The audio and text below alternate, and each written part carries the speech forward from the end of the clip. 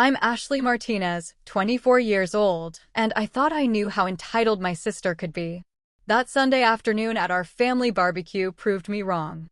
Carmen stood in front of me, her face twisted with rage as she screamed about my selfishness for refusing to babysit her 3 kids for 2 weeks so she and her husband could vacation in Hawaii. When I calmly explained that I couldn't quit my job to provide free childcare, she did something that crossed every line. She slapped me across the face in front of our entire extended family. What I did next would make them realize I wasn't their unpaid nanny anymore. Have you ever had family members treat you like their personal servant and then get violent when you set boundaries? Drop your thoughts about entitled siblings and babysitting demands in the comments below, and don't forget to hit like and subscribe because this family boundary war escalated in ways that will leave you cheering for justice. The babysitting exploitation didn't start that Sunday. It had been my assigned role since Carmen had her first child when I was 14. While other teenagers were going to school dances and hanging out with friends, I was changing diapers and putting toddlers to bed because Carmen decided that family meant Ashley provides free childcare whenever she needed a break from parenting. The pattern was established early and reinforced constantly. Carmen would call with emergencies that required immediate babysitting, date nights that became overnight stays, quick errands that turned into weekend trips, and just a few hours that stretched into entire days. Every time I tried to make plans or prioritize my own activities, Carmen's children's needs took precedence because family helps family and kids come first. The financial impact was staggering when I finally calculated it years later. Professional babysitters in our area charged $15 per hour, which meant I was providing thousands of dollars worth of free childcare annually. While Carmen and her husband went on romantic getaways and enjoyed adult social events, I was sacrificing my own social life and earning potential to subsidize their parenting responsibilities. The most infuriating part was how my contributions were simultaneously essential and invisible. Carmen would brag to friends about her active social life and strong marriage without mentioning that both were made possible by her sister's unpaid labor. She'd post Instagram photos from date nights and weekend trips while I was home with her children, never acknowledging that her freedom came at the cost of my own. My parents not only enabled Carmen's exploitation, they actively reinforced it by treating my time and plans as less important than her childcare needs. When I complained about missing school events or work opportunities due to last-minute babysitting demands, their response was always the same. Carmen had children and needed support, while I was young and flexible enough to accommodate her schedule. The psychological manipulation was masterful. Any resistance to Carmen's babysitting demands was met with accusations of selfishness and lectures about family loyalty.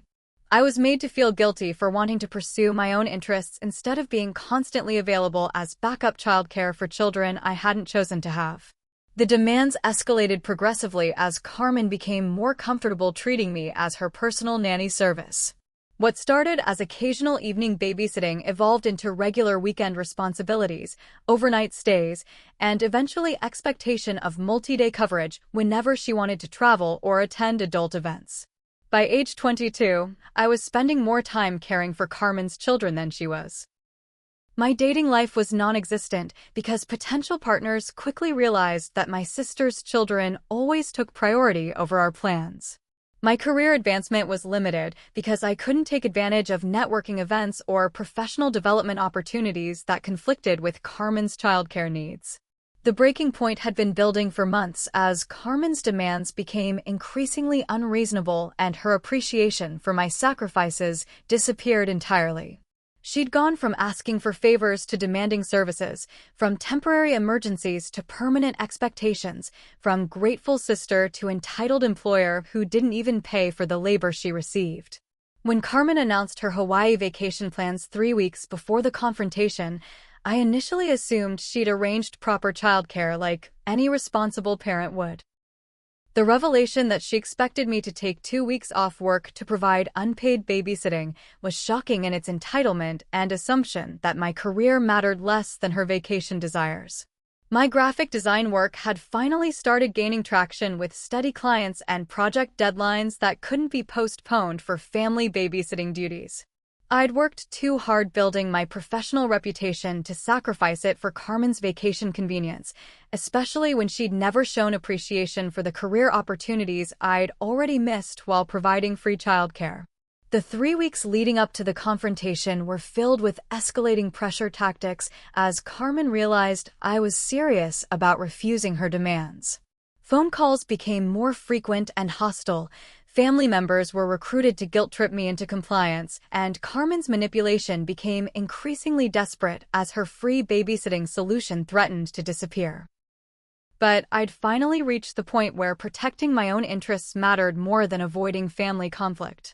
After 10 years of sacrificing my time, money, and opportunities for Carmen's convenience, I was ready to prioritize my own needs even if it meant disappointing family members who'd grown comfortable exploiting my labor. The family barbecue where everything exploded was supposed to be a casual gathering, but Carmen had clearly planned it as a final attempt to pressure me into babysitting compliance through public family intervention. She'd recruited extended family members to support her position and isolate me as the unreasonable sister who was abandoning her family obligations. What Carmen hadn't anticipated was that her years of taking my sacrifices for granted had finally pushed me past the point of caring about family approval or maintaining peaceful relationships at my own expense. I was done being everyone's free babysitter, and I was prepared to enforce that boundary regardless of the consequences. 3 weeks before the family barbecue that changed everything, Carmen called me with what she presented as exciting news about a romantic getaway that she and her husband desperately needed to reconnect and strengthen their marriage. The Hawaii vacation had been planned for months, she explained, and they'd finally saved enough money for flights and accommodations at a beautiful resort. My initial reaction was genuinely happy for her. Carmen and Mark had been stressed about work and parenting responsibilities, and a vacation sounded like exactly what they needed to relax and enjoy each other's company. I was already thinking about potential gifts to send them off with and looking forward to seeing photos of their tropical adventure. "That sounds amazing, Carmen," I told her enthusiastically. "You two deserve some time away together. When are you leaving and who's watching the kids?" The silence that followed should have warned me about what was coming next. Carmen's voice took on the carefully casual tone she used when she was about to ask for something significant that she knew I might resist. "Well, actually, that's what I wanted to talk to you about," she said, her words coming faster as she rushed through her request.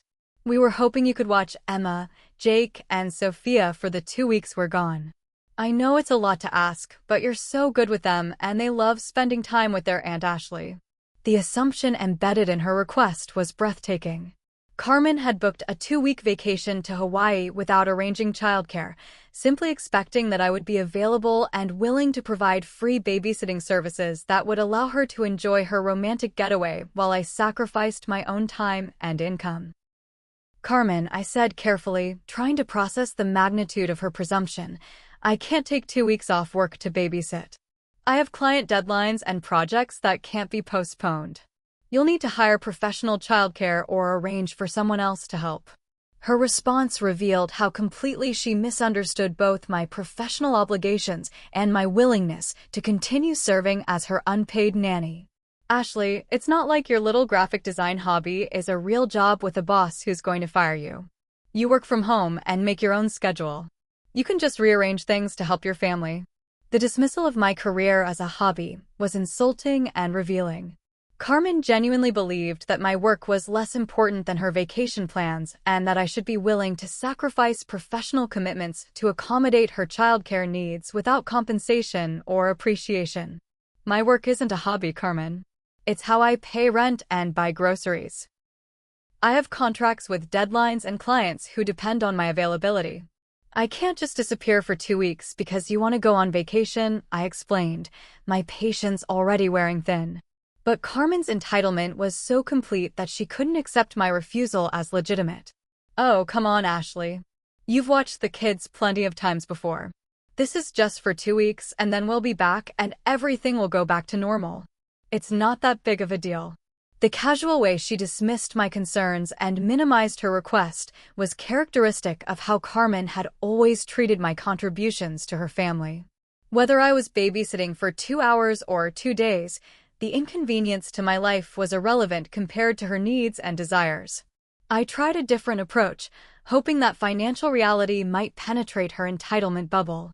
Carmen, professional babysitters charge $15 per hour. For 2 weeks of full-time childcare, you're looking at over $2,000. I can't afford to give up that much income, and I can't afford to lose clients by being unavailable for 2 weeks. Her response was immediate and revealing. Well, I can't afford to pay $2,000 for a babysitter. That's why I need you to help me. Your family, you shouldn't be charging me for watching my kids. The circular logic was perfect in its selfishness. Carmen couldn't afford professional childcare, so I should provide it for free. My financial needs were irrelevant because family members should sacrifice for each other, but her financial constraints justified asking for thousands of dollars worth of unpaid labor. Carmen, the fact that you can't afford professional childcare doesn't create an obligation for me to provide it for free, I said firmly. If you can't afford the vacation and the childcare, then maybe you need to postpone the vacation until you can afford both.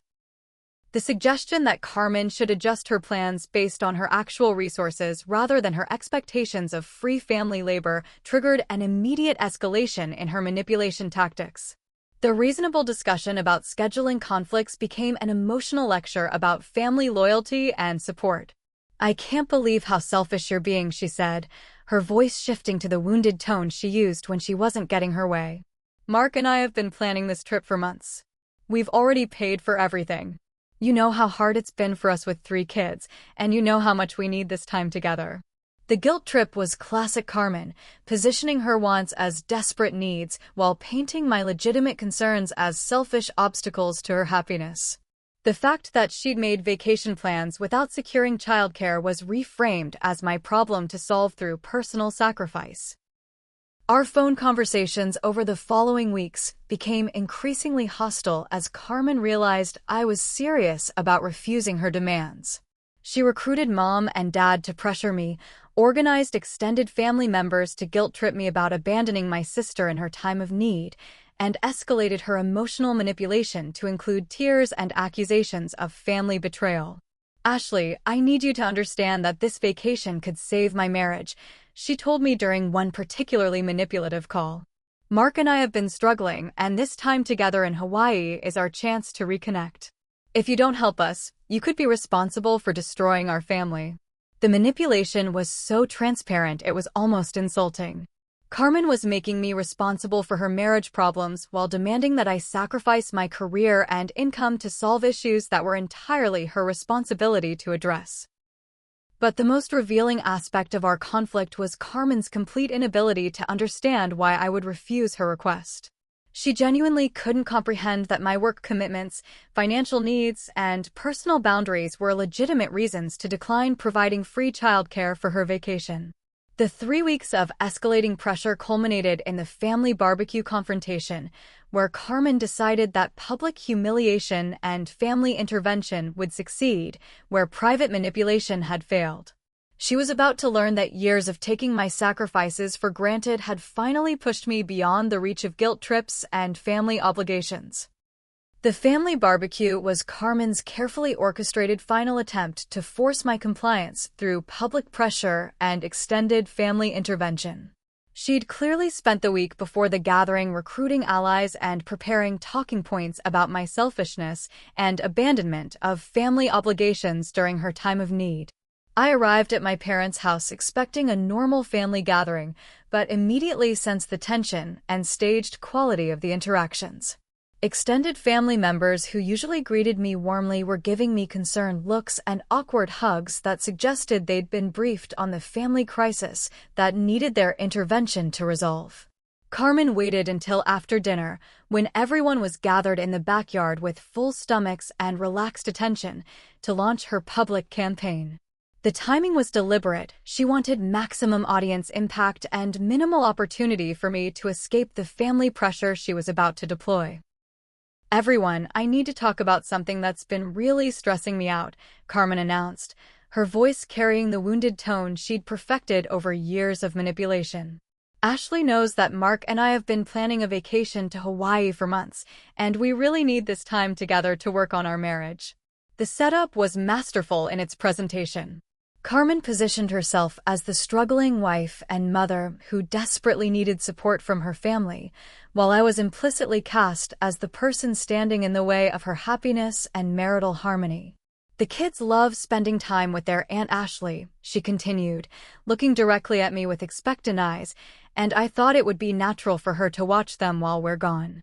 But Ashley is refusing to help us, and I don't understand why she would abandon her family when we need her most. The public presentation of our conflict was designed to embarrass me into compliance through family pressure. Carmen was counting on our extended family to shame me for refusing her request and pressure me to prioritize her vacation over my work commitments and personal boundaries. Uncle Roberto was the first to respond, his voice carrying the authority of the family's eldest male. "Ashley, sweetheart, family has to come first. Carmen and Mark need this vacation, and you're the obvious person to help with the children. Surely your work can wait for a couple of weeks." The casual dismissal of my professional obligations was exactly what Carmen had been hoping for. Extended family members who knew nothing about my career or financial situation were being recruited to pressure me into sacrificing both for Carmen's convenience. Aunt Maria joined the intervention with emotional appeals about sisterly love and family support. "Ashley, when I was your age, I would have done anything to help my sister. Family means making sacrifices for each other. These children need someone they trust to take care of them." The pressure was intense and coordinated, with family members taking turns explaining why I should abandon my work commitments to provide free childcare for Carmen's vacation. Each argument ignored my legitimate concerns while emphasizing Carmen's needs and my obligations as a sister and aunt. But I'd spent 3 weeks preparing for exactly this scenario. Instead of becoming defensive or emotional, I responded with calm facts about my professional situation and the unreasonable nature of Carmen's demands. "I understand that Carmen wants to go on vacation," I said evenly, addressing the entire family rather than just Carmen, "but I can't take 2 weeks off work to provide free babysitting. I have client deadlines and financial obligations that can't be postponed for anyone's vacation plans." My reasonable response wasn't what Carmen had expected. She'd clearly anticipated that public pressure would make me emotional and defensive, allowing her to position herself as the reasonable sister dealing with Ashley's irrational stubbornness. "Ashley, this isn't just anyone's vacation," Carmen snapped, her voice rising with frustration that her manipulation wasn't working. "This is your sister's marriage that needs help. This is your nieces and nephew who need their aunt. How can you be so selfish?" The accusation of selfishness for prioritizing my own financial stability and professional commitments over Carmen's vacation desires was the final straw. Years of providing free childcare without appreciation or recognition had built to this moment where refusing one unreasonable demand made me the family villain. "Carmen, it's not selfish to refuse to sacrifice my income and career for your vacation," I replied, my voice still calm but gaining strength. "It's selfish to expect someone else to give up thousands of dollars in income and professional opportunities so you can go to Hawaii without paying for childcare." The direct confrontation of Carmen's entitlement in front of the entire extended family was apparently more than she could tolerate.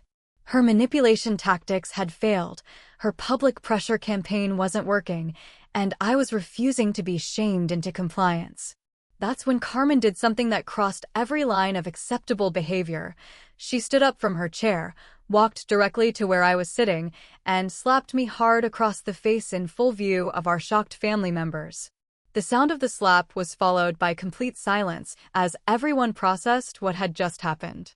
Carmen had escalated from emotional manipulation to physical violence because I wouldn't abandon my job to babysit her children for free.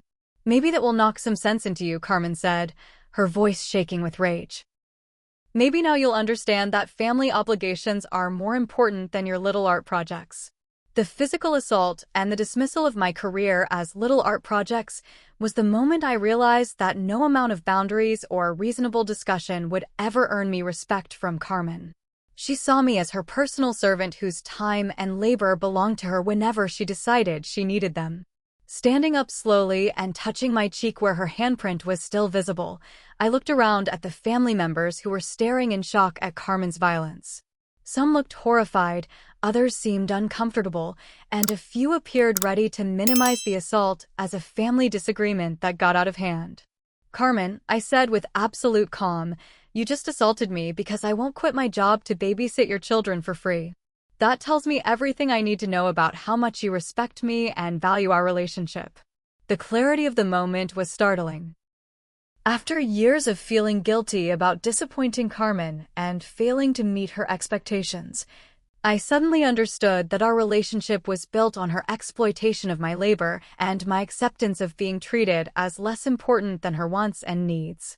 Effective immediately, I continued, addressing both Carmen and the extended family who'd witnessed the assault. "I am cutting all contact with anyone who thinks physical violence is an appropriate response to someone setting reasonable boundaries. Carmen, you'll need to figure out your own childcare arrangements because I will never babysit for you again." The announcement was met with gasps and protests from family members who couldn't believe I was overreacting to what they saw as a minor family disagreement. But the slap had clarified everything. Carmen's entitlement was so complete that she'd resort to violence when her manipulation failed. As I gathered my purse and car keys, preparing to leave the barbecue and implement the no-contact decision I'd just announced, I felt something I hadn't experienced in years: complete freedom from family guilt and obligation. The confrontation that Carmen had orchestrated to force my compliance had instead liberated me from a toxic relationship based on exploitation and disrespect. The slap that was meant to bring me to my senses had instead brought me to my freedom. The drive home from the family barbecue was the most peaceful 20 minutes I'd experienced in years. Instead of the guilt and anxiety that usually followed family conflicts, I felt an overwhelming sense of liberation and clarity about the decision I'd just made. Carmen's physical assault had eliminated any remaining doubt about whether our relationship was worth preserving. By the time I reached my apartment, I'd already started mentally cataloging the steps needed to implement complete no contact with family members who'd enabled or minimized Carmen's violence. This wasn't going to be a temporary cooling-off period or a dramatic gesture designed to get attention. This was a permanent boundary enforcement that would protect me from further exploitation and abuse. The first step was technological warfare. I systematically blocked Carmen's phone number, email address, and social media profiles across every platform we'd previously connected on. Her husband Mark received the same treatment, along with my parents and any extended family members who'd participated in the intervention attempt or remained silent during the physical assault. The blocking process was methodical and comprehensive. Phone numbers, text messages, social media accounts, email addresses, and even professional networking platforms were scrubbed clean of family connections. I wasn't leaving any avenue for guilt trips, manipulation attempts, or demands for explanation about my decision to prioritize my safety and well-being over family relationships. But technological barriers weren't enough to prevent determined family members from attempting contact through mutual friends, workplace connections, or unexpected visits to my apartment building. The next step was establishing physical security measures that would prevent ambush confrontations and unwanted family intervention attempts. I contacted my apartment building's management to update my emergency contact information, removing all family members and replacing them with close friends who understood my situation. The front desk staff received clear instructions that no family members should be given access to the building or information about my whereabouts. My workplace colleagues were briefed on the family situation in professional terms that emphasized the need for privacy and security without getting into personal drama details.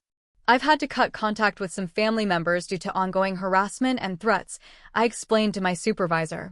If anyone claiming to be related to me contacts the office, please don't provide any information about my schedule or availability. The professional approach to family boundary setting was important because I needed my colleagues to take the situation seriously without getting drawn into personal drama that could affect my work relationships. The explanation provided enough context for them to support my privacy needs without requiring detailed justification. Within 48 hours of the barbecue assault, I'd created an impenetrable boundary system that prevented any family member from contacting me directly or accessing information about my daily activities, work schedule, or personal life. The speed and thoroughness of my response sent a clear message that this wasn't a negotiable situation or a temporary family disagreement. Carmen's reaction to the no-contact implementation was swift and predictable. Unable to reach me directly, she began calling my friends and attempting to recruit them as intermediaries who could pressure me to reconsider my extreme overreaction to what she characterized as a minor family disagreement. My friend Jessica called me Tuesday evening, her voice uncomfortable with the awkward position Carmen had put her in. "Ashley, your sister has been calling me repeatedly, crying about how you won't talk to her and how the family is falling apart. She says you're destroying everyone's relationships over a small argument." The manipulation attempt through my friend network was exactly what I'd expected. Carmen was reframing her physical assault as a small argument and positioning my boundary setting as the real problem that was damaging family relationships. "Jessica," I said calmly, "Carmen slapped me across the face because I wouldn't quit my job to babysit her kids for free. That's not a small argument. That's domestic violence. I'm protecting myself from someone who thinks physical assault is an appropriate response to being told no." The direct explanation of what had actually happened was important because Carmen was clearly spreading a sanitized version of events that minimized her violence and maximized my overreaction. My friends needed accurate information to understand why I'd chosen complete no contact over attempts at reconciliation. Within a week, several friends had reported similar calls from Carmen, each attempting to recruit them as pressure sources who would convince me to restore family relationships. The consistency of her manipulation campaign revealed how systematic her approach to controlling other people's behavior had always been.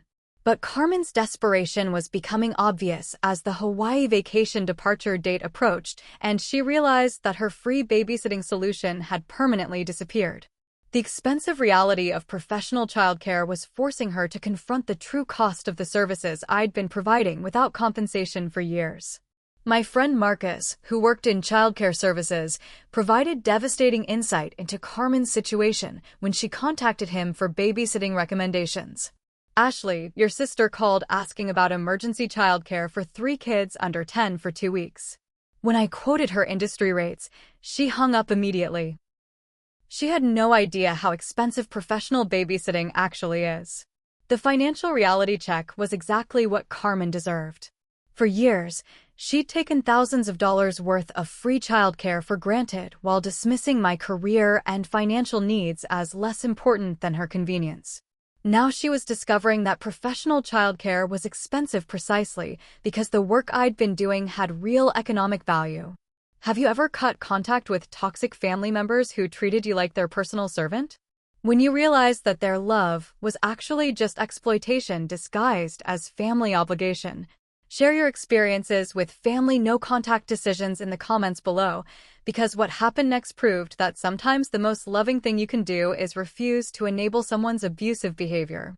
The peace and quiet that followed my no-contact implementation was profound and healing.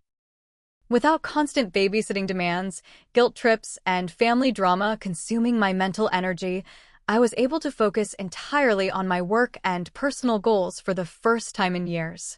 My productivity increased dramatically as client projects moved forward without interruption from family emergencies. The graphic design business that Carmen had dismissed as hobby began generating higher income and attracting better clients now that I was consistently available and focused on professional development. But the most significant change was psychological. The constant anxiety about disappointing family members and failing to meet their expectations disappeared entirely once I accepted that their approval wasn't worth the cost they demanded for it. The no-contact decision that Carmen's assault had forced me to make turned out to be the best thing that had ever happened to my career, my mental health, and my self-respect. Sometimes the most toxic people in our lives are the ones who claim to love us the most.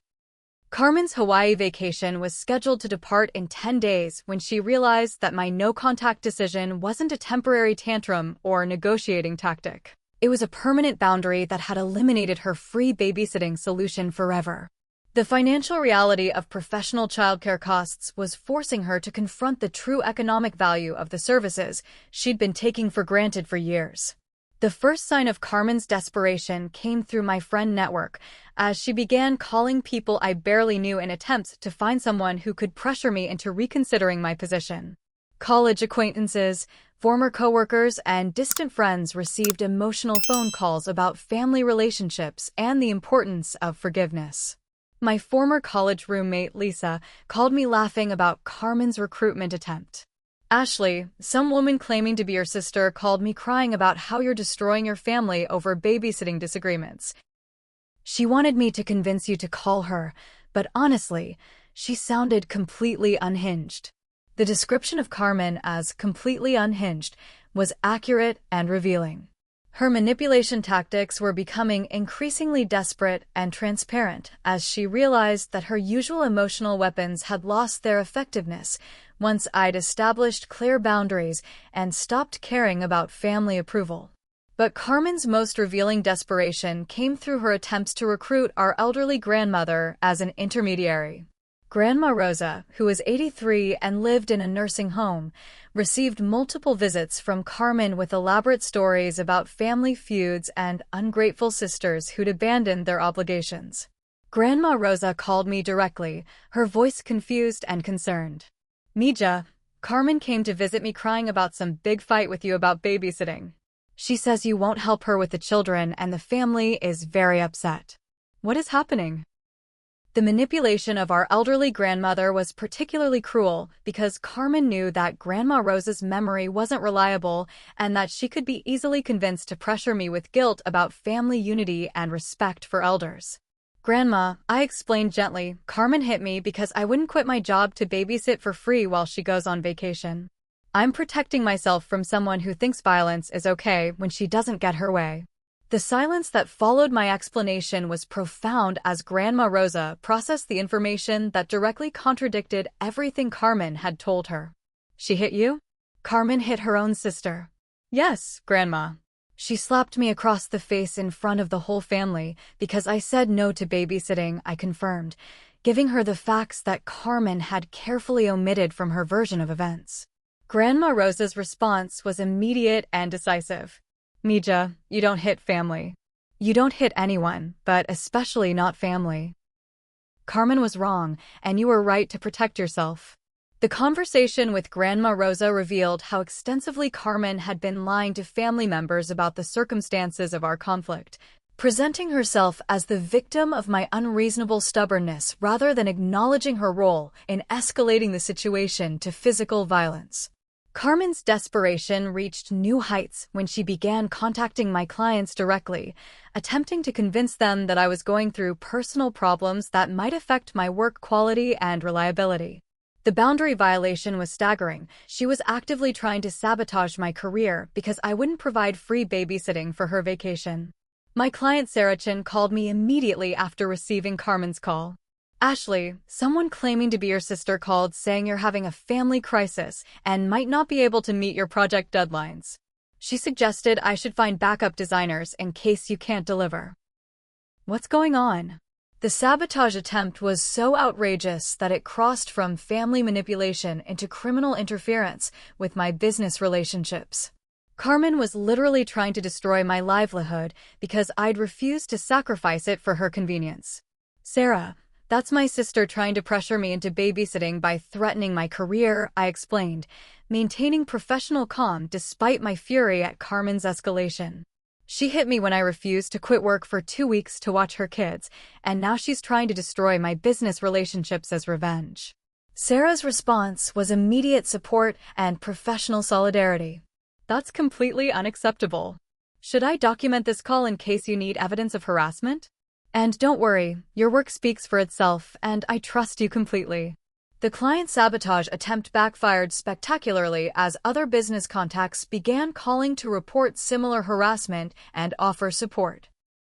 Instead of damaging my professional reputation, Carmen's calls revealed her desperation and vindictiveness to people who could provide career opportunities and referrals. My network of graphic design colleagues rallied around me once they understood that a family member was trying to sabotage my business out of spite. The professional community is smaller than people realize, and word spread quickly about Carmen's inappropriate contact with my clients and vendors. But Carmen's most desperate move was recruiting my parents to stage what they called a family intervention to force me to restore relationships and provide the babysitting that would salvage the Hawaii vacation. Mom and Dad showed up at my apartment building unannounced, demanding that security let them upstairs to resolve the family crisis. The apartment building's front desk called me to report the situation. MS. Martinez, there are 2 people here claiming to be your parents who want to come upstairs to speak with you about a family emergency. Should I let them up? Absolutely not, I replied firmly. Those people have been instructed that they're not welcome here. Please ask them to leave the building immediately.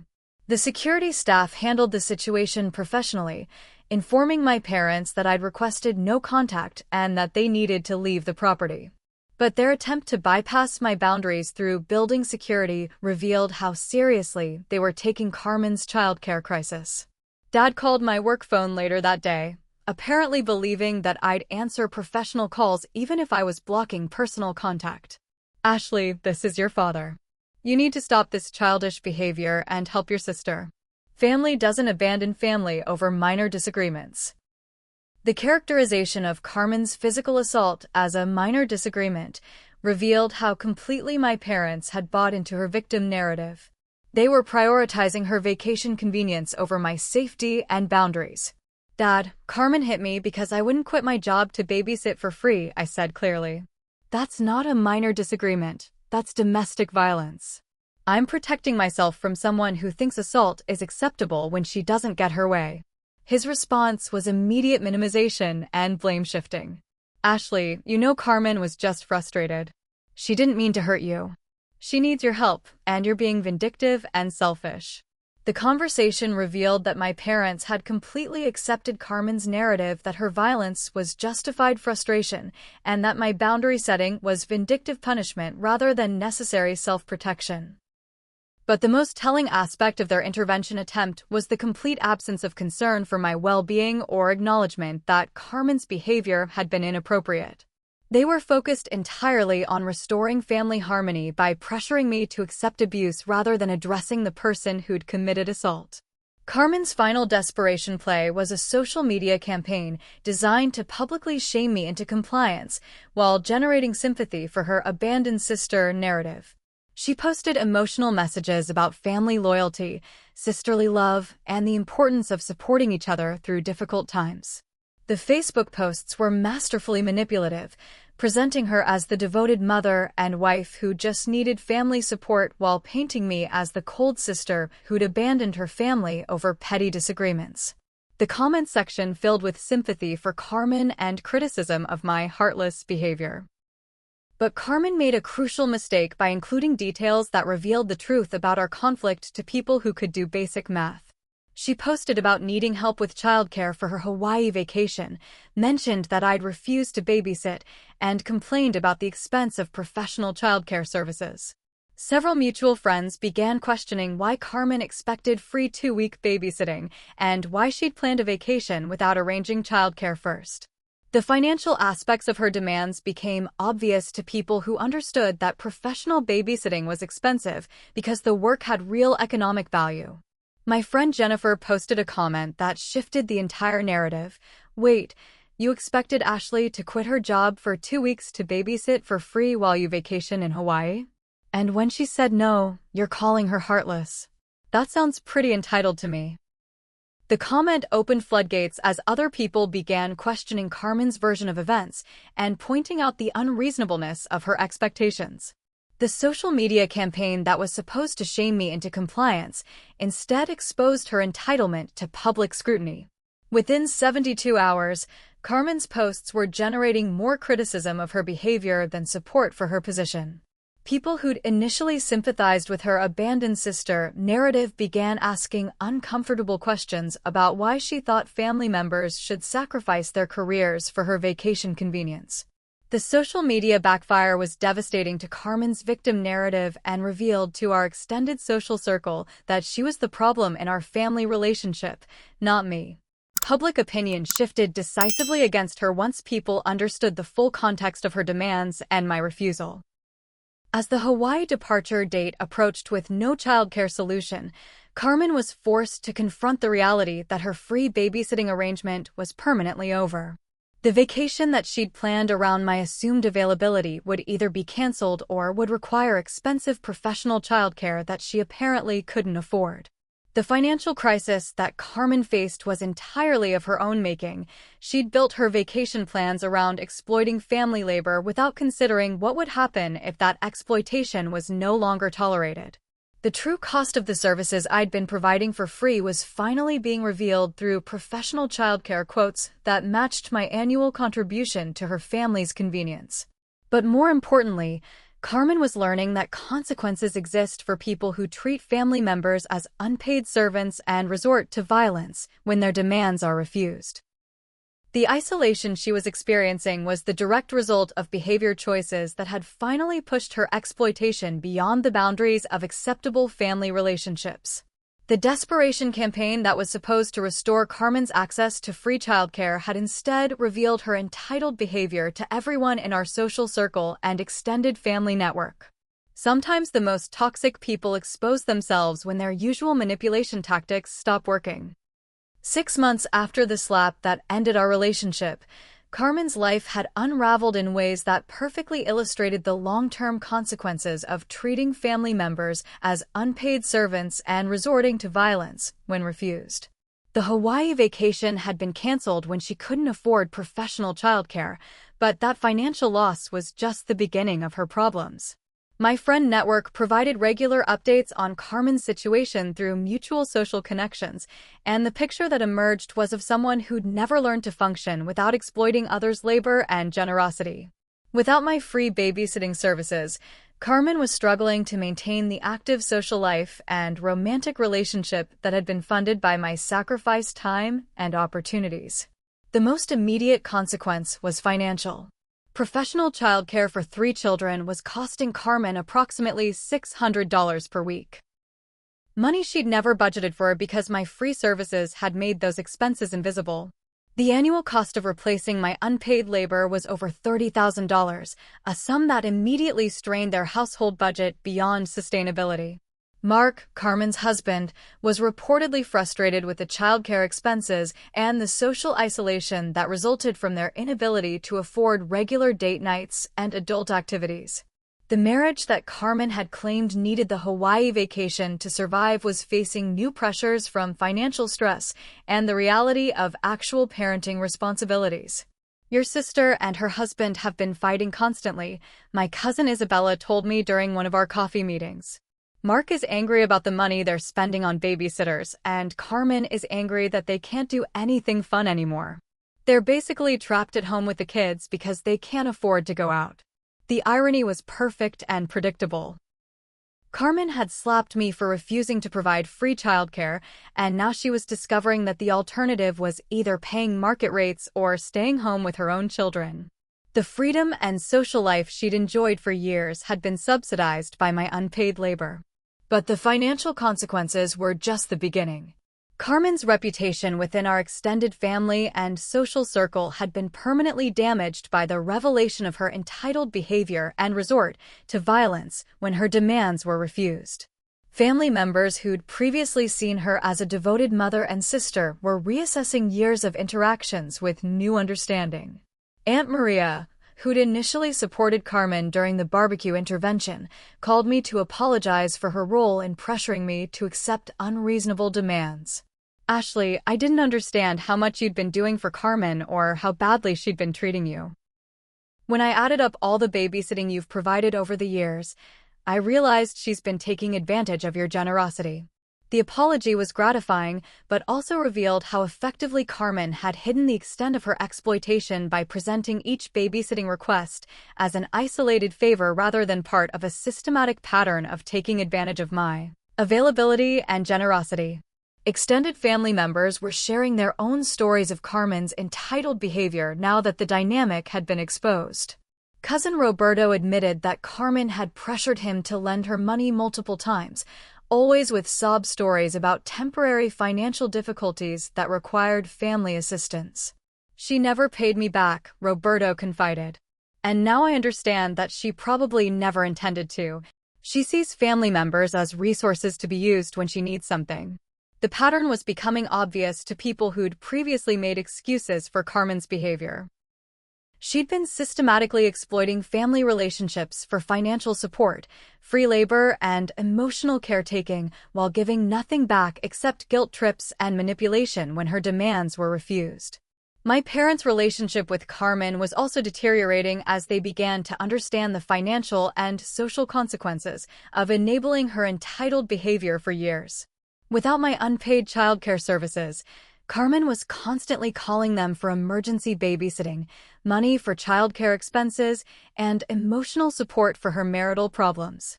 Mom called me after 3 months of dealing with Carmen's increased demands on their time and resources. "Ashley, I'm starting to understand why you cut contact with your sister. She's been calling us constantly for help with the children, and when we say no, she gets angry and accuses us of not caring about our grandchildren." The conversation revealed that Carmen was treating our parents the same way she'd treated me, as resources to be exploited when needed, with emotional manipulation and guilt trips deployed whenever her demands were refused. The pattern was repeating with new victims. "She hit you when you said no to babysitting," Mom continued, her voice heavy with realization.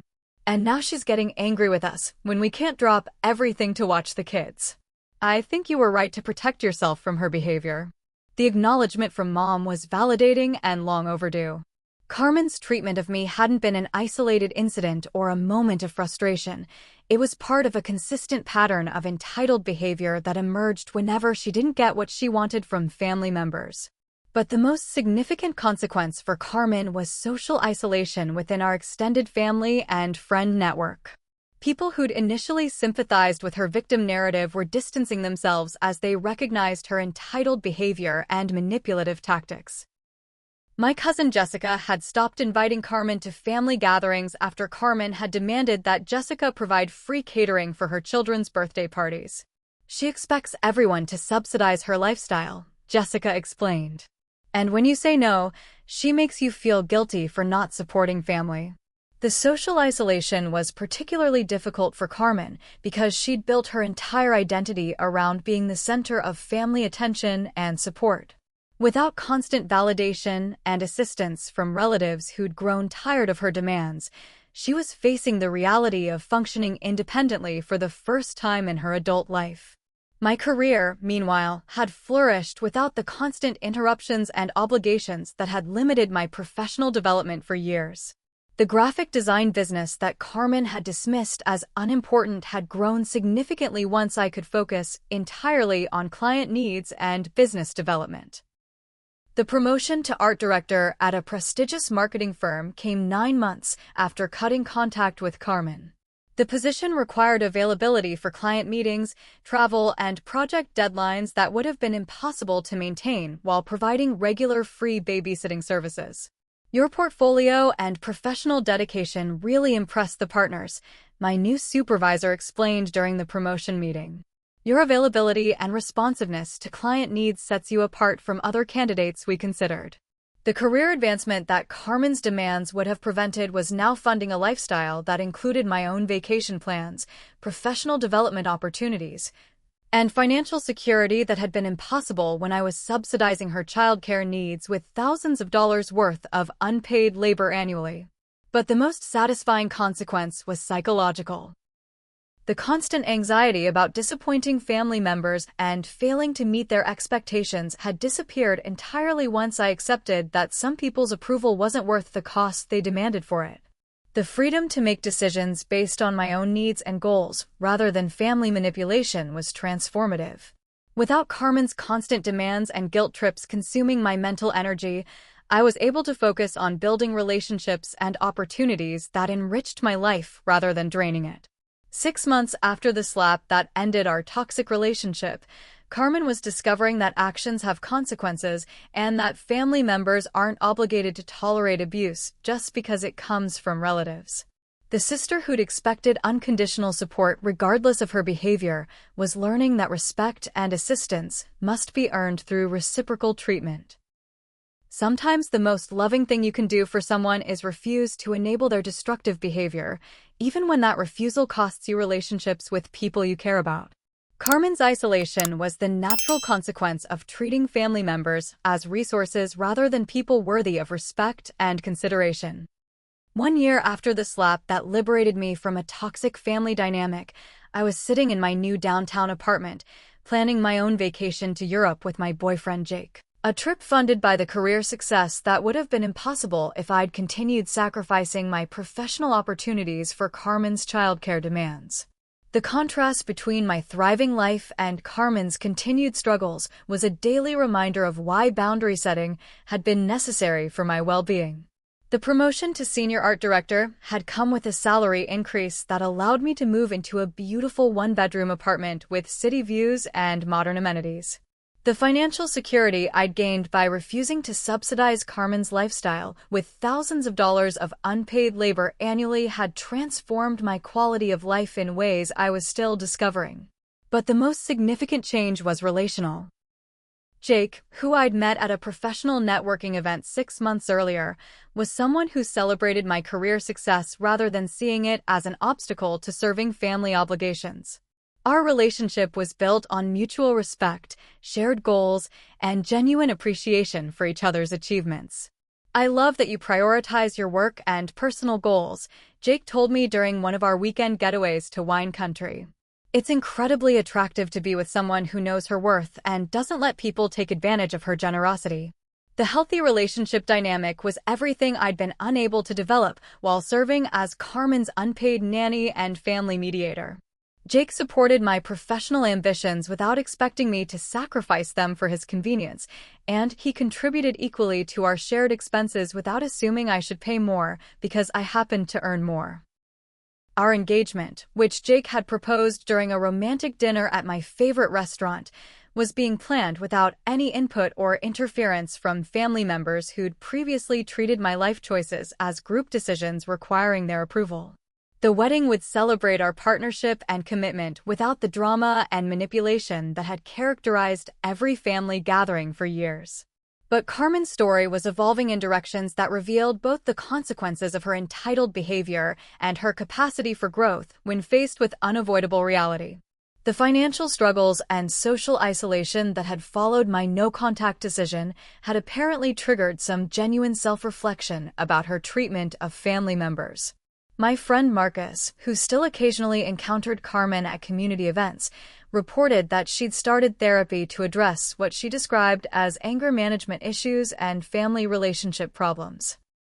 The admission that she had problems rather than everyone else having problems with her was apparently the first step toward genuine change. "Your sister seems different," Marcus told me during one of our monthly check-ins. "She's quieter, less demanding when she asks for help, and she actually thanked me for watching her kids last weekend instead of acting like I owed her the favor." The behavioral changes Marcus described were encouraging, but also highlighted how entitled and manipulative Carmen's previous behavior had been. The fact that basic politeness and gratitude were notable improvements revealed how consistently she'd treated people as resources rather than individuals worthy of respect. Extended family relationships had stabilized into healthier dynamics once Carmen's exploitation was no longer being enabled by my automatic compliance with her demands. Family gatherings were more relaxed without the constant tension of Carmen's latest crisis, requiring immediate group intervention and resource allocation. Grandmother Rosa, now 84, had become one of my strongest supporters after learning the truth about Carmen's behavior and the physical assault that had ended our relationship. "Mija, I'm proud of you for protecting yourself," she told me during one of my regular nursing home visits. "Family doesn't mean accepting abuse from people who should love you most." The validation from grandmother Rosa was particularly meaningful because she represented the traditional family values that Carmen had tried to use against me when demanding unconditional support regardless of her behavior. Even our family's elder recognized that respect and kindness were prerequisites for family loyalty. My parents had undergone their own transformation as they processed the reality of Carmen's entitled behavior and their role in enabling her exploitation of my generosity for years. The apologies were awkward but genuine, acknowledging that they'd failed to protect me from systematic mistreatment by my own sister. "We thought we were keeping peace in the family by asking you to accommodate Carmen's needs," Dad explained during one of our tentative reconciliation conversations. "We didn't understand that we were teaching her that your time and effort didn't matter as much as her convenience." The acknowledgement of their enabling role was important for rebuilding our relationship on healthier terms. They were learning to set their own boundaries with Carmen instead of automatically expecting me to sacrifice for her benefit whenever she created problems that required family solutions. But the most unexpected development was Carmen's direct attempt at reconciliation through a carefully written letter that arrived exactly 1 year after the slap. The letter was different from her previous manipulation attempts, more honest, less entitled, and genuinely accountable for her behavior. "Ashley," the letter began, "I know you probably don't want to hear from me, but I need to acknowledge how badly I treated you and how wrong I was to hit you. Therapy has helped me understand that I was using you as unpaid childcare for years while never appreciating the sacrifices you made for my family." The letter continued with specific examples of entitled behavior, acknowledgement of the financial value of services I'd provided, and genuine remorse for the physical assault that had ended our relationship. Most importantly, it included no requests for reconciliation or restoration of babysitting services. "I don't expect forgiveness or renewed contact," Carmen wrote. "I just wanted you to know that I understand why you cut me off and that you were right to protect yourself from my behavior. I'm working on becoming someone worthy of your respect, even if that work never leads to restored relationship." The letter was everything I'd needed to hear, but had stopped expecting from someone who'd spent years treating me as her personal servant. Carmen was finally taking responsibility for her choices and their consequences without trying to manipulate me into accepting continued mistreatment. The decision about whether to respond to Carmen's letter wasn't urgent or dramatic. I had built a life that was fulfilling and peaceful without her constant demands and manipulation, and any future relationship would need to be built on entirely different terms than our previous dynamic. Jake and I discussed the letter during one of our evening walks, weighing the potential benefits of cautious reconciliation against the risks of re-enabling Carmen's entitled behavior. "Whatever you decide, I support you," Jake assured me. "But don't feel obligated to rebuild a relationship just because someone apologizes for treating you badly." The wisdom in Jake's response highlighted why our relationship was so healthy compared to my family dynamics. He supported my decision-making without trying to pressure me toward any particular outcome, respecting my autonomy to choose relationships based on their value to my well-being rather than obligation or guilt. As I prepared for our European vacation and my upcoming wedding to someone who truly valued my success and independence, I reflected on the year that had transformed my life from family servitude to personal freedom. The slap that was meant to force my compliance had instead liberated me from relationships built on exploitation rather than mutual respect. Have you ever had to cut toxic family members out of your life to protect your own well-being? Have you discovered that the people who claim to love you most are sometimes the ones who respect you least? Share your experiences with family boundary setting in the comments below, because your courage to prioritize your own needs might inspire someone else to escape their own family exploitation. If this story resonated with you, please hit that like button and subscribe for more real-life family drama and boundary-setting stories.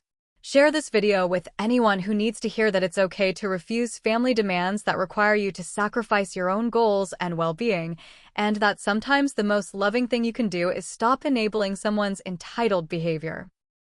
Thank you for joining me on this journey from family exploitation to personal liberation, for supporting my decision to choose self-respect over family approval, and for understanding that healthy relationships require mutual respect rather than one-sided sacrifice.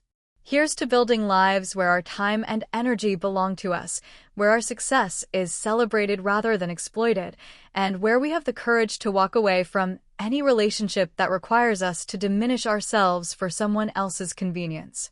Remember, you don't owe anyone unlimited access to your time, labor, or resources just because you share DNA.